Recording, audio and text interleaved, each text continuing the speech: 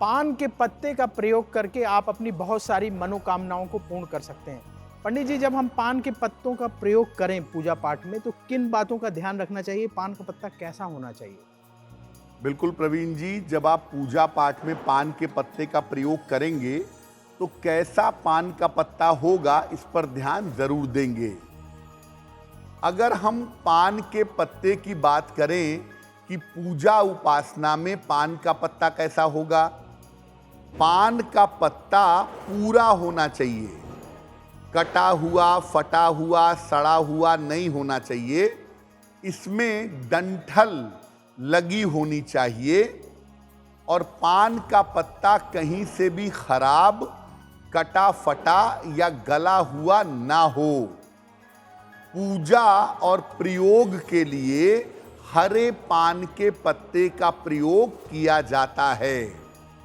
आप पूजा उपासना में जब पान का पत्ता यानी तांबूल अर्पित करते हैं या पूजा पाठ में तांबूल का प्रयोग करते हैं तो वो पान का पत्ता कटा फटा या सड़ा गला बिल्कुल भी नहीं होना चाहिए। आज हम चर्चा कर रहे हैं कि पान के पत्ते का किस तरीके से प्रयोग करके आप अपने जीवन की परेशानियों को दूर कर सकते हैं। पंडित जी, अगर किसी की शादी नहीं हो रही है तो विवाह में अगर कोई अड़चन आ रही है, ऐसी स्थिति में पान के पत्ते का प्रयोग कैसे करें कि शीघ्र विवाह हो जाए? प्रवीण जी, नवरात्रि का पावन समय चल रहा है और नवरात्रि में बहुत सारे प्रयोग किए जाते हैं अपनी मनोकामनाओं को पूर्ण करने के लिए।